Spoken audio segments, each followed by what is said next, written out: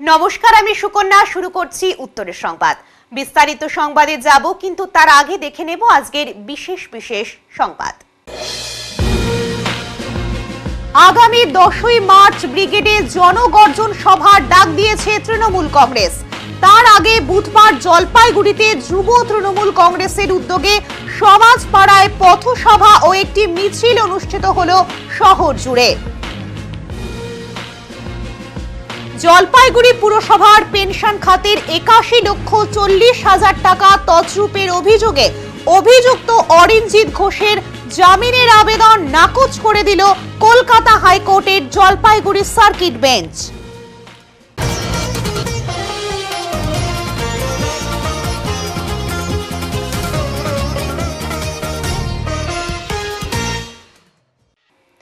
জলপাইগুড়ি পুরসভার পেনশন খাতের 81,40,000 টাকা তছরূপের অভিযোগে অভিযুক্ত অরিনজিৎ ঘোষের জামিনের আবেদন নাকচ করে দিল কলকাতা হাইকোর্টের জলপাইগুড়ি সার্কিট বেঞ্চ। 2022 সালে জলপাইগুড়ি পুরসভার অবসরপ্রাপ্ত কর্মী অরিনজিতের বিরুদ্ধে আর্থিক তছরূপের অভিযোগ সামনে আসে। অবসরপ্রাপ্ত কর্মীদের নামে ভুয়ো অ্যাকাউন্ট খুলে লক্ষ লক্ষ টাকা প্রতারণা করেছিলেন বলে অভিযোগ। তদন্তে নেমে অরিনজিৎ ঘোষ এবং এই প্রতারণায় যুক্ত থাকার অভিযোগে তার ছেলে ও স্ত্রীকে গ্রেফতার করে পুলিশ। পরে স্ত্রী ও ছেলে জামিন পেলেও এখনো জেলবন্দি অরিনজিৎ ঘোষ। এদিন অরিনজিৎ ঘোষের হয়ে জামিনের আবেদন জানিয়েছিলেন তার আইনজীবী, যার বিরোধিতা করেন আইনজীবী তথা পুরসভার ভাইস চেয়ারম্যান সৈকত চট্টোপাধ্যায়। জানান, ডিভিশন বেঞ্চ অরিনজিৎ ঘোষের জামিনের আবেদন নাকচ করে দিয়ে আগামী 6 মাসের মধ্যে বিচার প্রক্রিয়া শেষ করার নির্দেশ দিয়েছে। আপনারা প্রত্যেকেই জানেন যে জলপাইগুড়ি পৌরসভায় একটা বড় আর্থিক দুর্নীতি হয়েছিল এবং সেই দুর্নীতি ধরা পড়ে 2022 সালে এবং তারপর জলপাইগুড়ি পৌরসভার ডিপার্টমেন্টাল এনকোয়ারি করে এবং তারপরে এফআইআর দাখিল করা হয় এবং সেখানে অরিনজিৎ ঘোষ, তার স্ত্রী, তার পুত্র সন্তান সমেত টোটাল 11 জন আসামি রয়েছে এবং তার মধ্যে ইতিমধ্যে অরিনজিৎ ঘোষ জেলে রয়েছেন এবং তার স্ত্রী এবং পুত্র সন্তান জামিন পেয়েছেন এবং স্ত্রী আগাম জামিন পেয়েছেন।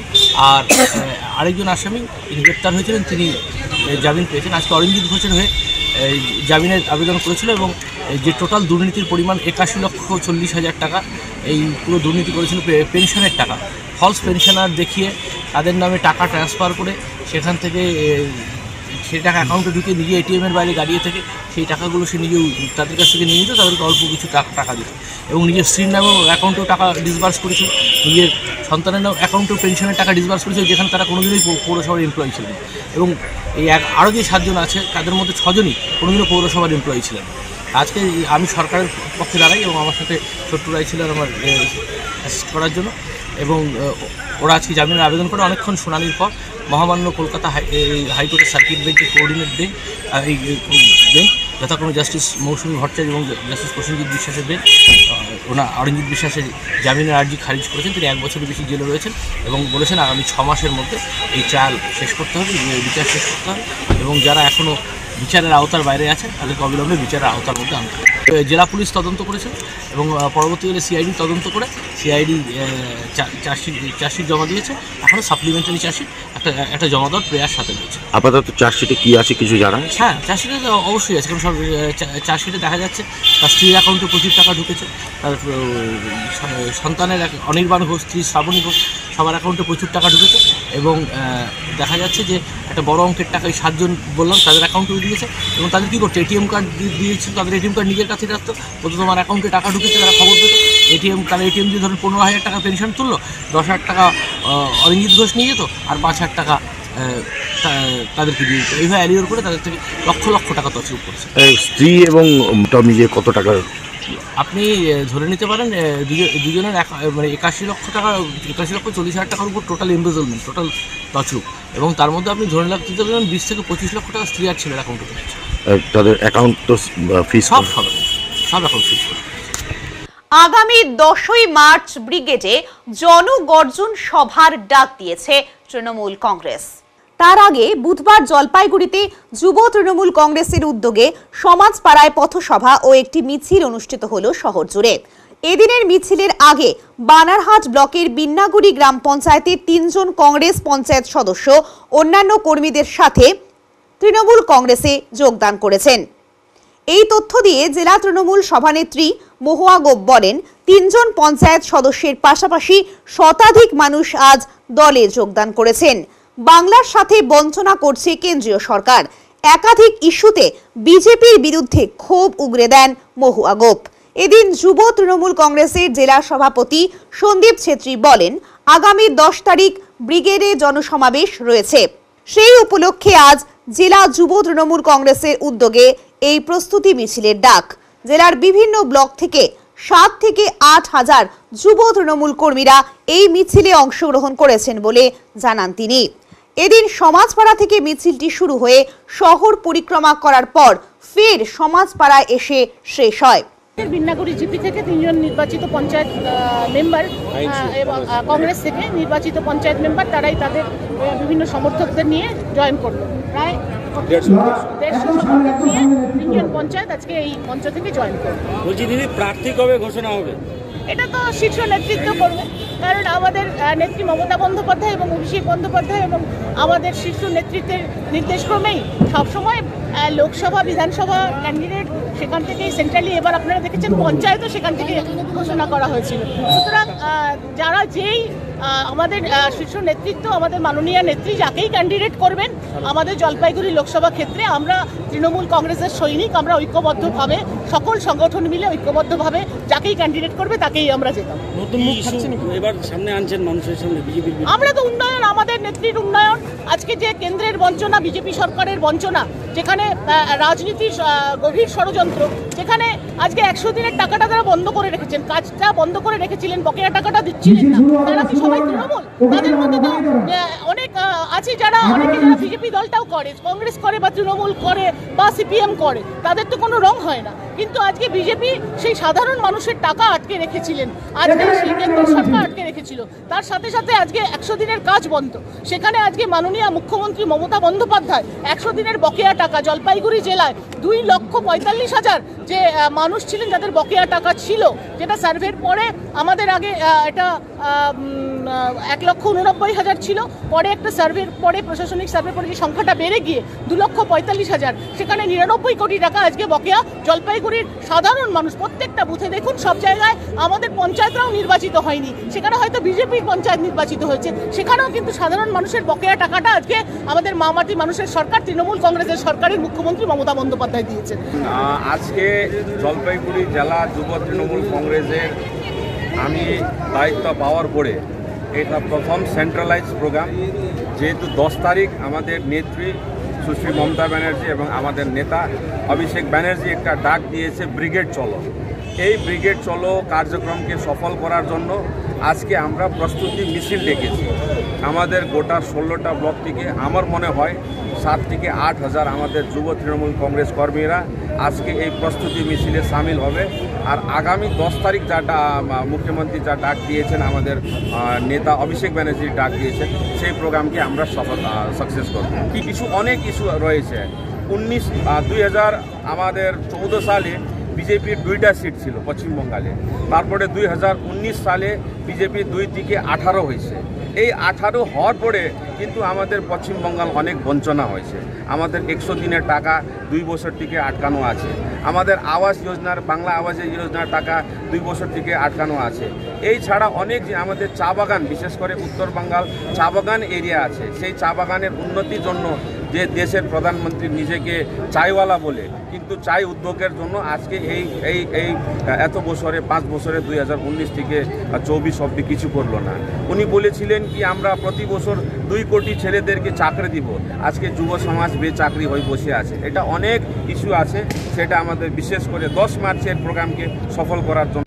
নারী দিবসের প্রাক্কালে মহিলা কংগ্রেস থেকে হারিয়ে যাওয়া মহিলাদের ফিরে আসার আহ্বান প্রদেশ মহিলা কংগ্রেস নেতৃত্বের। আগামী শুক্রবার 8ই মার্চ নারী দিবস, আর তার আগেই বুধবার জেলা মহিলা কংগ্রেস কমিটির উদ্যোগে একটি সংবর্ধনার আয়োজন। পাশাপাশি মহিলাদের নেতা নেত্রী হবার কারিগর একমাত্র কংগ্রেস, তাই মহিলাদের অন্য দলের থেকে কংগ্রেসে ফিরে আসার আহ্বান প্রদেশ মহিলা কংগ্রেসের সহ সভানেত্রী সঙ্গীতা ঘোষের। তিনি বলেন, আগামী 8ই মার্চ আন্তর্জাতিক নারী দিবস এবং শিবরাত্রি রয়েছে, তাই অনেক মহিলাই বাড়ির বাইরে এসে কর্মসূচিতে অংশগ্রহণ করতে পারবে না।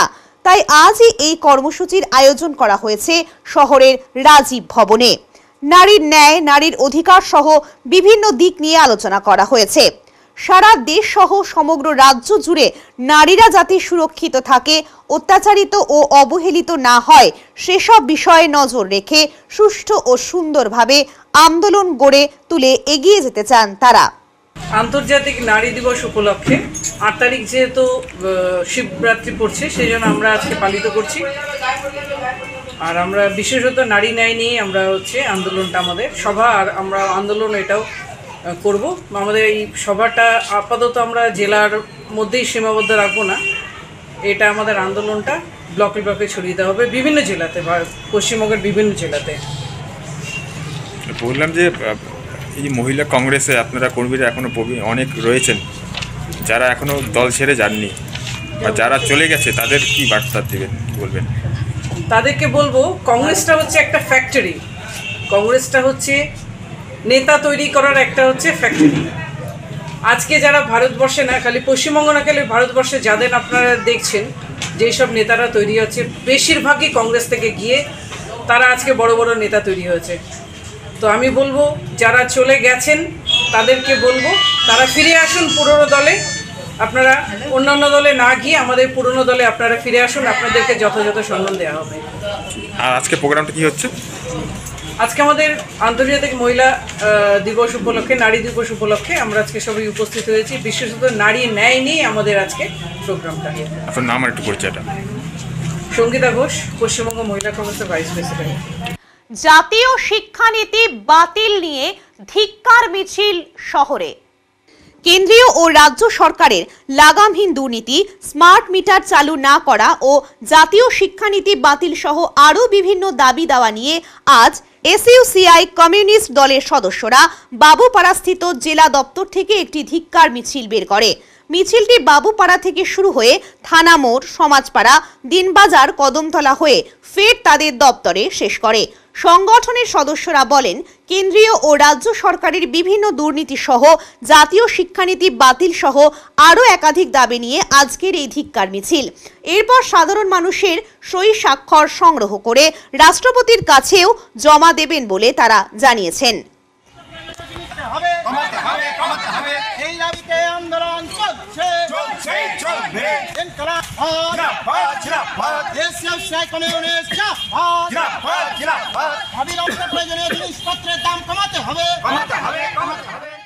West Bengal state electricity distribution company limited Paschimbanga সরকারের জলপাইগুড়ি ডিভিশনের উদ্যোগে বুধবার একটি সচেতনতামূলক র্যালির আয়োজন করা হয়েছিল।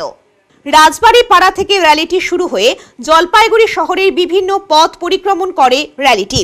মূলত যে সমস্ত বিষয়গুলোর জন্য আজকের র্যালিটি অনুষ্ঠিত হয়েছিল তা হলো বাড়ির মেইন সুইচ ও ইলেকট্রিক ওয়্যারিং ভালোভাবে আর্ট করতে অনুরোধ, বিদ্যুৎ সরবরাহ লাইন থেকে নিউট্রাল ব্যবহার নিষিদ্ধ, নির্দিষ্ট তড়িৎ পরিবহন ক্ষমতা সম্পন্ন ফিউজ তার ব্যবহার সহ আরও বিভিন্ন বিষয়ে সাধারণ মানুষদের সচেতন করতেই আজকের র্যালি। সেখানে ডেঞ্জার বোর্ড লাগাবেন, নির্দিষ্ট গুণমানের বৈদ্যুতিক তার ব্যবহার করবেন, কেবলমাত্র লাইসেন্স প্রাপ্ত ইলেকট্রিশিয়ানকে দিয়েই যে কোনো পুজো, বিয়ে বাড়ির প্যান্ডেল, ওয়্যারিং, বাড়ির বৈদ্যুতিক কাজ করান। 3-pin প্লাগ ব্যবহার করবেন। ইলেকট্রিক ইস্ত্রি করবার সময় শুকনো হাতে এবং রবারের চটি পরে ইস্ত্রি করবেন। ওদলাবাড়ির চুইয়া বস্তিতে শুরু হয়েছে শিব পুরাণ। ভারতীয় প্রগতি সংঘ মহিলা মণ্ডলীর উদ্যোগে 11 দিন ব্যাপী শুরু হয়েছে এই শিব পুরাণ। শিব পুরাণের প্রথম দিন কলস যাত্রার মধ্য দিয়ে এই পুরাণের সূচনা হয়। এলাকার মহিলারা ঘিস নদী থেকে পায়ে হেঁটে কলসে করে জল নিয়ে আসে এই মণ্ডপে। দিন এবং রাত মিলিয়ে প্রতিদিন চলছে শিব পুরাণ কথা। প্রতিদিন দূর দূরান্ত থেকে বহু ভক্তরা উপস্থিত হচ্ছে এই মণ্ডপে। সঙ্গে রয়েছে ভান্ডারাও। এদিন এই শিব পুরাণ অনুষ্ঠানে আমন্ত্রিত ছিলেন ওদলাবাড়ি গ্রামীণ হাসপাতালের সিনিয়র চিকিৎসক ডক্টর দীপক রঞ্জন দাস মহাশয়। জানা গেছে এই নিয়ে চুইয়া বস্তিতে 2 বছরে পড়ল শিব পুরাণ কথা। ভগবানের পুরাণ হচ্ছে, আজকে আমি প্রথম দিন আসছি, খুব ভালো লাগছে। আমাদের এইখানে চুয়াবস্তিতে এইবার মিলা 2 বার হয়েছে পুরাণটা। অনেকজন মানুষগুলো এখানে আসে, অনেক ভিড় হয়। আপনাদের সবাইকে নিমন্ত্রণ করছি, আপনারাও এখানে আসবেন, ভগবানের পাঠ শুনবেন, আশীর্বাদ করবেন সবাইকে। আর এরকমই কীর্তন করবেন, ভগবানের নাম করবেন। আর এরকমই আমরা সব সময় প্রতি বছর এরকমই পাঠ পুরাণ করতে পারি, এটা সবাই আপনারা আশীর্বাদ করবেন। হরে কৃষ্ণ। আজকে আমাদের এই ভারতীয় প্রগতি সংঘ মহিলা মণ্ডলী গ্রুপরা এটা আজকে যেটা শিব পুরাণ, এটা কবে থেকে শুরু? এটা আজকে থেকে শুরু হচ্ছে। এটা কয়দিন চলবে? আজকে আমাদের কি বলে এটা শোভাযাত্রা এটা শুরু হবে। শোভাযাত্রা কার্যক্রম এখন আছে। এই শোভাযাত্রা কলস যাত্রা এটা ঘিস অবধি যাবে। ঘিস থেকে জল নিয়ে তারপরে ওখানে রাস্তা হয়ে ক্রান্তি মোড় অবধি যাবে। ওখান থেকে ঘুরে আবার ফিরে এখানে আসবো আমরা। কালকে থেকে কথা শুরু হবে। আচ্ছা, আপনাদের কয়দিন হবে কাটা? এটা 11 দিনের প্রোগ্রাম আছে। শিবরাত্রি এটা শেষ দিন হবে, শিবরাত্রি বলে। হ্যাঁ, এটাই আছে। লাস্ট কবে? লাস্ট শিবরাত্রি দিন শেষ হবে এটা প্রোগ্রামটা, কার্যক্রমটা। আপনার নাম? এইটা আমার নাম নবীন প্রধান। আমি এই ভজন মণ্ডলীর এটা কি বলে সদস্য, একজন সদস্য। কোন জায়গা এটা? এটা চুইয়া বস্তি, ওদলাবাড়ি। এখন নিয়ে নিচ্ছি ছোট্ট একটা বিরতি, ফিরে আসছি বিরতির পর, সঙ্গে থাকুন। সব সময় সব দিকের সব খবর পেতে সাবস্ক্রাইব করুন, বেল আইকনটি প্রেস করে আপডেট থাকুন।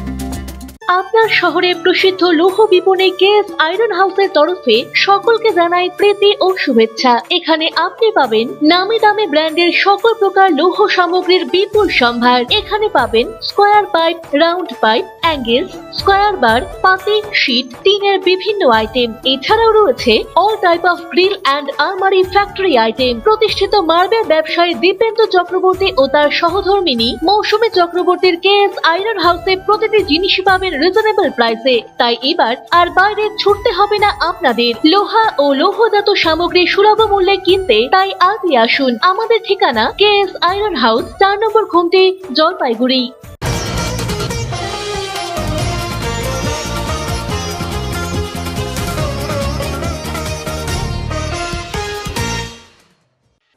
নয় দফা দাবি নিয়ে সিপিএম এর র্যালি ও বিডিও অফিস অভিযান। নির্বাচনের দিন এখনো ঘোষণা হয়নি, কিন্তু বিভিন্ন রাজনৈতিক দলের কর্মসূচিতে ফাগুনের বাতাস গরম হতে শুরু করেছে। পদযাত্রা, র্যালি, মিটিং, মিছিলে সরগরম পরিবেশ। এই রকম পরিবেশে বুধবার দুপুরে সিপিএম এর পক্ষ থেকে 9 দফা দাবি নিয়ে মালবাজার শহরের র্যালি ও বিডিও অফিস অভিযান কর্মসূচি পালন করা হয়। এদিন ব্লকের 6টি গ্রাম পঞ্চায়েত এলাকা থেকে শতাধিক কর্মী এবং সমর্থক মালবাজার শহরে সমবেত হয়। শহরের স্টেশন রোড, জাতীয় সড়ক ধরে বিভিন্ন দাবির স্লোগান তুলে র্যালি করা হয়। পরে বিডিও অফিসে এসে বিক্ষোভ প্রদর্শন করে দাবি সম্মিলিত স্মারকপত্র বিডিওর হাতে তুলে দেন। অবিলম্বে 100 দিনের মজুরি প্রদান, আবাস যোজনার ঘর নির্মাণ, জীর্ণ ও বেহাল রাস্তার নবনির্মাণ সহ অন্যান্য দাবি নিয়ে এদিন র্যালি সরব ছিল। এই কর্মসূচির নেতৃত্ব দেন এরিয়া কমিটির সম্পাদক রাজা দত্ত, কৃষক সভার মনু ওরাও প্রমুখ। সিপিএম এর সমর্থকদের দাবি, 100 দিনের টাকা তাদের অ্যাকাউন্টে ঢোকেনি, কারণ তারা সিপিএম করে, অথচ যারা তৃণমূল করে তাদের অ্যাকাউন্টে 100 দিনের টাকা ঢুকেছে। এরকম কেন হবে? তার বিচার চাই বলে দাবি করেন সিপিএম কর্মী সমর্থকেরা। ওই টাকার জন্য তো আসছি, কিসের টাকা? 100 দিনের কাজ? 100 দিনের কাজ টাকা। কতদিন কাজ করেছেন? 14 দিন। বাড়ি কোথায় আপনার? সিমলা। কি নাম আপনার? বিঘ্নি রোহার। পঞ্চায়েতে দেখা করেছিলেন বিষয়টি নিয়ে? দেখা করেছি। কি বলেছে পঞ্চায়েত প্রধান? খালি বলছে কি ঢুকবে, কিন্তু আমরা চেক ইন করছি, ঢুকেনি। 1 নম্বর আমাদের এই গরিব শ্রমিক আমাদের কাজ করছে 100 দিনকার, আমাদের বিল পায় নাই, অথচ ওদের নেতা, ওদের নেত্রী, ওদের বন্ধু বান্ধব সবাই টাকা পাচ্ছে, আমরা শুনতেছি, দেখতেছি। আমাদের শ্রমিক যখন বলতেছে তোমাদের মাস্টার হলে নাম নাই, এটা নাম নাই, অথচ আমাদের শ্রমিক কাজ করছে। আর 1 নম্বর হচ্ছে আমাদের আপনার পাম্পাহল থেকে বড়ডিগি বেহাল দশা আস্থা, আমাদের কোনো কাজ হচ্ছে না, কোনো কর্ম হচ্ছে না, কিচ্ছু হচ্ছে না। এই 9 দফা আমরা দাবি নিয়ে আসছি। আপনার নাম? আমার নাম হচ্ছে আবেদ আলী, সিমলার বাসিন্দার আমি। দীর্ঘক্ষণ বিডিও সাহেব আমাদেরকে সময় দিলেন। আমরা আমাদের যে 6টি গ্রাম পঞ্চায়েত, সেই পঞ্চায়েতে যে জ্বলন্ত সমস্যাগুলো, সেই সমস্যাগুলো আমরা তুলে ধরলাম। উনি আমাদের যে সমস্যাগুলো, সেই সমস্যাগুলোর সঙ্গে উনি একমত হলেন। তেশিমলা, বিশেষত তেশিমলার রাস্তা, ডামডিমের রাস্তা, ওদলাবাড়ির রাস্তা, আমাদের ভোটডাঙ্গার রাস্তা, 1064 রাস্তা, উনি আমাদের সঙ্গে একমত হলেন। বলছে পার্লামেন্ট ইলেকশনটা এর মধ্যেই হয়তো শুরু হয়ে যাবে, আমরা যত সত্ত্বর দেখছি আমরা কী করা যায়। পরবর্তীতে আমরা যেটা হচ্ছে ওনাদেরকে জানালাম যে আমাদের যে রাস্তার সমস্যাগুলো, যারা হচ্ছে এলাকার নির্বাচিত নেতৃত্ব, যারা হচ্ছে প্রশাসন চালাচ্ছে, তাদের অতটা সমস্যা হয় না, কারণ তারা বড় বড় গাড়িতে চেপে আসে। যারা গরিব মানুষ, সাধারণ মানুষ, যারা হচ্ছে ভ্যান রিক্সায় আসে, টোটোতে আসে, একটা মানুষ হচ্ছে হাসপাতালে আসবে, একটা গর্ভবতী মা হচ্ছে হাসপাতালে আসবে, তাদের প্রাণ ওষ্ঠাগত হয়ে যায়। এটা হচ্ছে যারা বড় বড় দামি দামি গাড়িতে চেপে চলে আসে, যারা হচ্ছে বড় বড় নেতা, তারা হচ্ছে সমস্যাটা টের পায় না।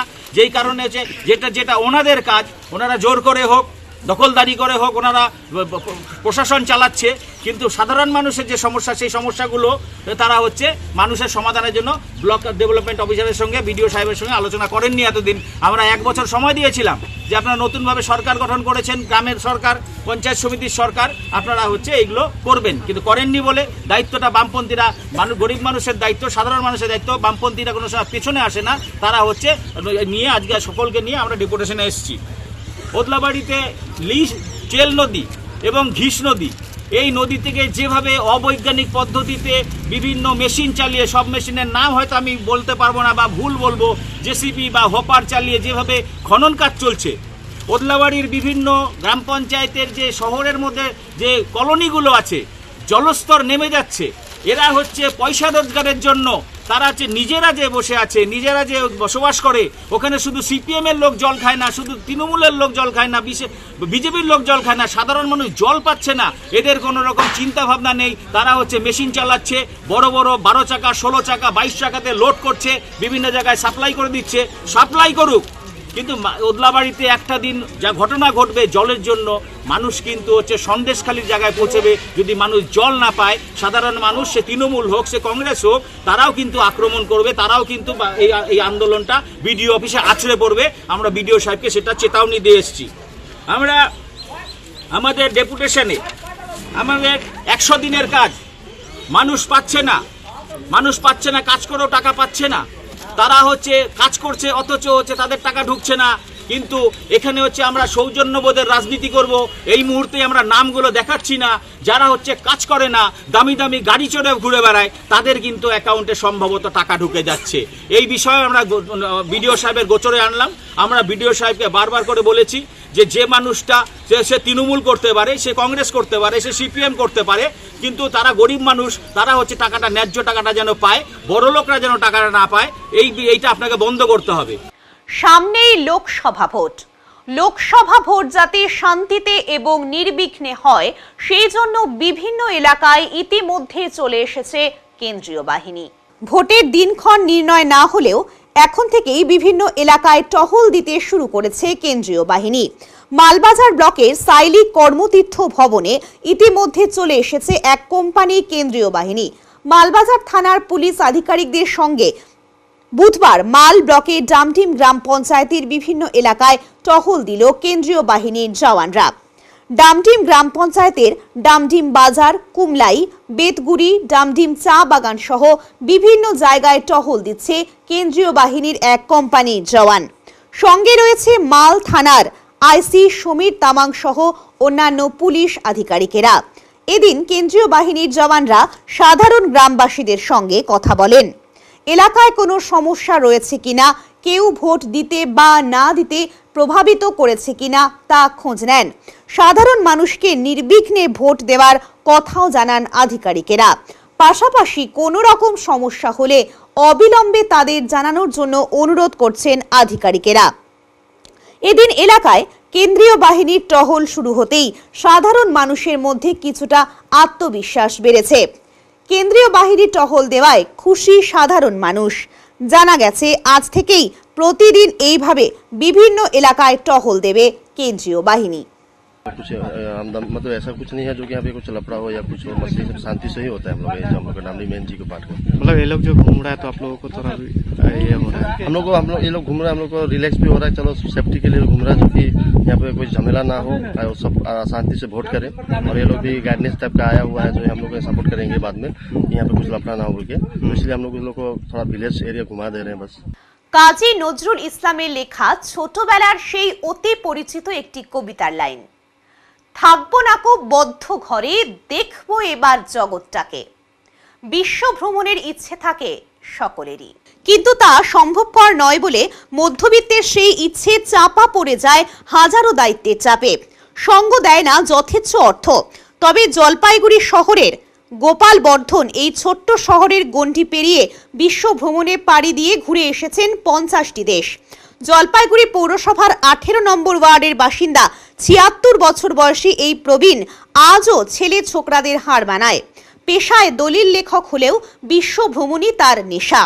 ঘরে ঢুকে বসার ঘরে গেলেই চোখে পড়ে আলমারি ভর্তি দেশ বিদেশের স্মারক। দেওয়ালে বাঁধিয়ে রাখা রয়েছে হাজারো স্মৃতি। চীন, আমেরিকা, সুইজারল্যান্ড, কানাডা, লন্ডন, বাদ নেই কিছুই। তার মুখ থেকেই জানা যায় সুইজারল্যান্ডে গিয়ে কিভাবে হারিয়ে গিয়েছিলেন তিনি। পরে হোটেলের দায়িত্বে থেকে মুগ্ধ হয়েছিলেন বটে। হোটেল কর্তৃপক্ষই তাকে খুঁজে ফিরিয়ে আনে সঠিকভাবে। জানা গেছে 2004 সাল থেকে তার দেশ ভ্রমণ শুরু হয়। পরিবারও বেশ উৎসাহ জুগিয়েছে। মাসের রোজগারের একটা অংশ তিনি বছরের শুরু থেকেই জমিয়ে রাখেন। তা দিয়েই চলে দেশ ভ্রমণের খরচা। সঙ্গী বলতে একাধিক গুঁড়ো দুধের কৌটো আর এক ঝোলা ভর্তি চিড়ে। সব দেশের খাবার মুখে না রুচলেও কানাডায় একেবারে বাঙালি খাবারই চেখে দেখেছেন তিনি। পাড়ায় ভ্রমণবাবু নামেই বেশি পরিচিতি তার। শরীরে বয়সের থাবা বসাকেও দমেননি একেবারেই। শরীর খানিক সুস্থ হলেই ফের পাড়ি দিতে চান বিদেশের মাটিতে। আজও সময় পেলেই পাড়ার সকলে শুনতে আসেন বিদেশের কাহিনী। রবীন্দ্রনাথের তাসের দেশের রাজপুত্রের মতো তিনি আবারও বলতে চান, এলেম নতুন দেশে। কত বছর ধরে এই দেশ ঘোরা শুরু হয়েছে আপনার? আমার দেশ ঘোরা এমনি বিদেশে যাচ্ছে 2004 থেকে। 2004? হ্যাঁ। আপনার তখন সে সময় বয়স কত ছিল? এই 52-53 হবে।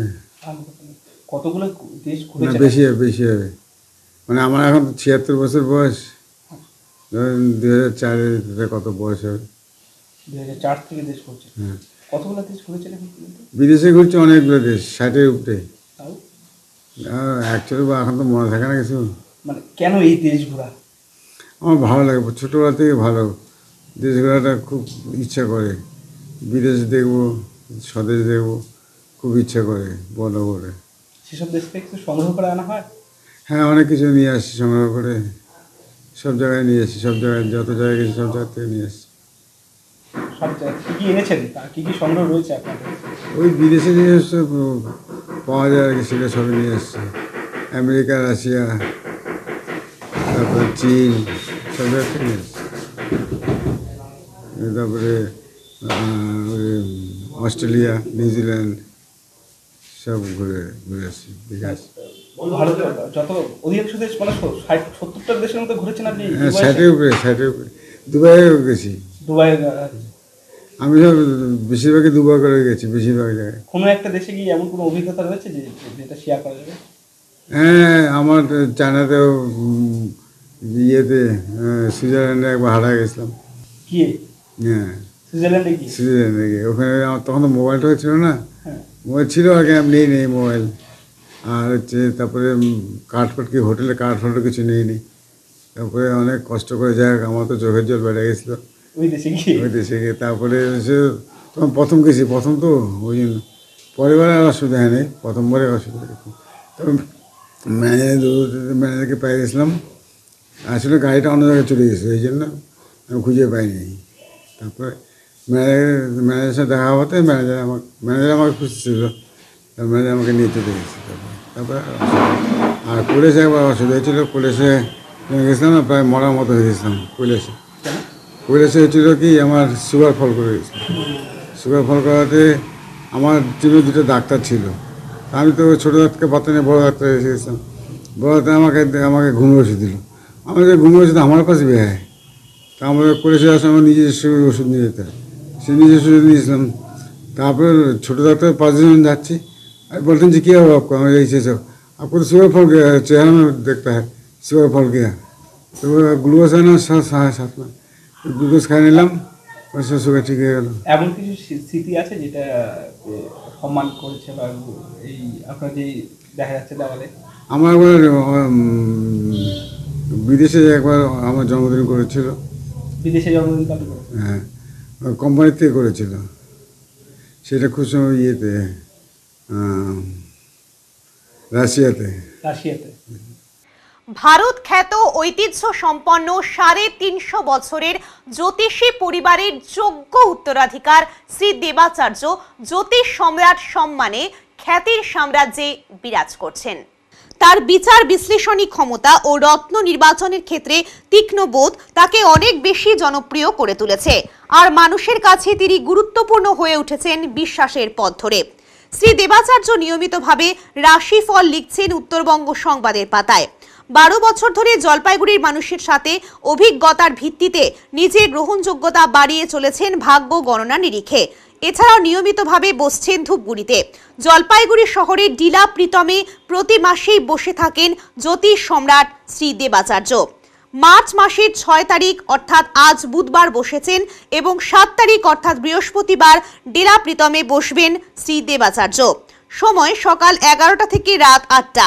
আগ্রহী মানুষেরা তার সাথে দেখা করতে চাইলে SMS এর মাধ্যমে নিজের নাম এবং ঠিকানা লিখে পাঠিয়ে যোগাযোগ করুন এই নম্বরে 9434317391 এবং 9163667741 এই নম্বরে। আপনাদের সকলকে জানাই অন্তরের ভালোবাসা এবং প্রণাম। আপনারা সুস্থ থাকুন, ভালো থাকুন। আমি আজকে দুটি কথা বলবো। প্রথমত শিশুদের সম্পর্কে। আমি মনে করি শিশুদের 6 থেকে 7 বছর পূর্ণ হয়ে যাওয়ার পর কোনো একজন ভালো অ্যাস্ট্রোলজারের পরামর্শ গ্রহণ করা উচিত। তাহলে তাদের মনের বিকাশ এবং তাদের সুস্থ জীবন এবং গ্রহমুক্ত জীবন এবং তাদের মনঃসংযোগের প্রভাবটা বৃদ্ধি পায় এবং তারা পড়াশোনার ক্ষেত্রে বা প্রকৃত অর্থে মানুষের মতো মানুষ হতে সহযোগিতা করে। অতএব শুরুতেই যদি কুগ্রহগুলোকে প্রতিকার করা যায় তাহলে এই অশুভ গ্রহগুলো থেকে মুক্ত হয়ে সুস্থ জীবনের পথে সে যেতে পারে। অতএব আমি মনে করি শিশুদের ক্ষেত্রে 6 থেকে 7 বছর পূর্ণ হয়ে যাওয়ার পর তাদের উচিত একজন ভালো অ্যাস্ট্রোলজার অর্থাৎ ভালো জ্যোতিষীর পরামর্শ গ্রহণ করে প্রতিনিয়ত চলা। তাহলে তার জীবনটা সুস্থময় এবং সুন্দরময় হয় বলে আমি মনে করি। আর দ্বিতীয়ত আমি বলবো বিবাহ সংক্রান্ত বিষয়। আজকে আমরা প্রায়শই দেখছি বিবাহ সংক্রান্ত বিষয়ে নানান জটিলতা এবং অনেক ভালো মেয়ে ভালো গান জানে, পড়াশুনো জানে, দেখতে সুন্দর, কিন্তু তবুও তাদের বিবাহের ক্ষেত্রে জটিলতা বা প্রবলেম বা বিবাহের পরেও নানান সমস্যা দেখা যায় এবং এই সমস্যার কারণে সংসার ভেঙে যায়, অনেক জটিলতা আসে। তার জন্য আমি মনে করি আপনাদের উচিত বিবাহের ঠিক পূর্বে কোনো ভালো অ্যাস্ট্রোলজারের পরামর্শ গ্রহণ করে অশুভ গ্রহগুলোকে প্রতিকারের মাধ্যমে আপনি সঠিক পথে যদি যান তাহলে সেক্ষেত্রে আপনাদের বিবাহিত জীবন বা পরবর্তী জীবন আপনাদের সুখের বা সুন্দর হয়। এখন নিয়ে নিচ্ছি ছোট্ট একটা বিরতি, ফিরে আসছি বিরতির পর, সঙ্গে থাকুন। সব সময় সব দিকের সব খবর পেতে সাবস্ক্রাইব করুন বেল আইকনটি প্রেস করে আপডেট থাকুন।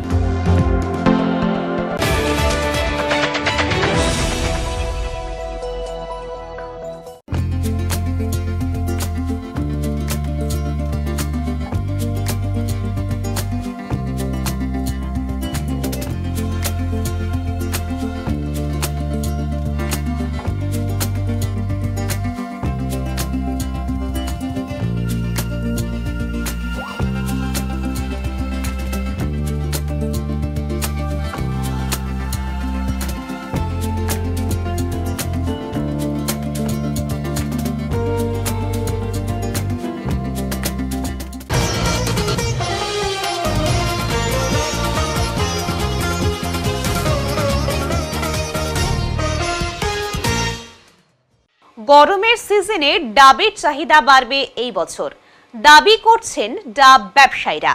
গরম পড়ার সময়ই এবার বাড়বে ডাবের চাহিদা, এমনটাই মনে করছেন ডাব ব্যবসায়ীরা।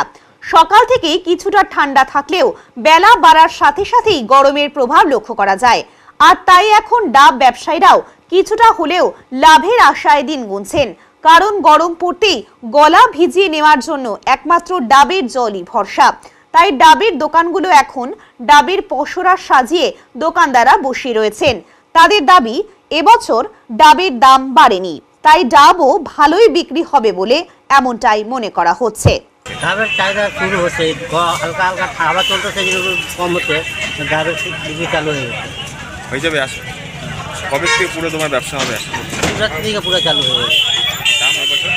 দাম সেরকম এখনো বাড়ে নাই, যাচ্ছে দাম 40-50।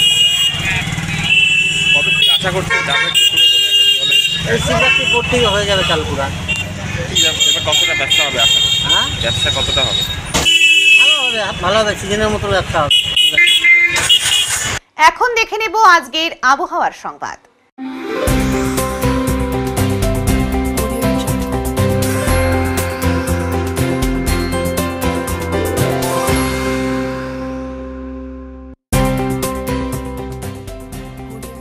কেন্দ্রীয় আবহাওয়া দপ্তরের জলপাইগুড়ি কেন্দ্র থেকে পাওয়া তথ্য অনুযায়ী বুধবার দিনের সর্বোচ্চ তাপমাত্রা ছিল 29.4 ডিগ্রি সেলসিয়াস ও সর্বনিম্ন তাপমাত্রা ছিল 14.2 ডিগ্রি সেলসিয়াস। গত 24 ঘন্টায় কোনো বৃষ্টিপাত হয়নি। শেষ করবার আগে আজকের বিশেষ বিশেষ সংবাদ আরো একবার। আগামী 10ই মার্চ ব্রিগেডে জনগর্জন সভার ডাক দিয়েছে তৃণমূল কংগ্রেস। তার আগে বুধবার জলপাইগুড়িতে যুব তৃণমূল কংগ্রেসের উদ্যোগে সমাজপাড়ায় পথসভা ও একটি মিছিল অনুষ্ঠিত হলো শহর জুড়ে। জলপাইগুড়ি পুরসভার পেনশন খাতের 81,40,000 টাকা তছরূপের অভিযোগে অভিযুক্ত অরিনজিৎ ঘোষের জামিনের আবেদন নাকচ করে দিল কলকাতা হাইকোর্টের জলপাইগুড়ি সার্কিট বেঞ্চ।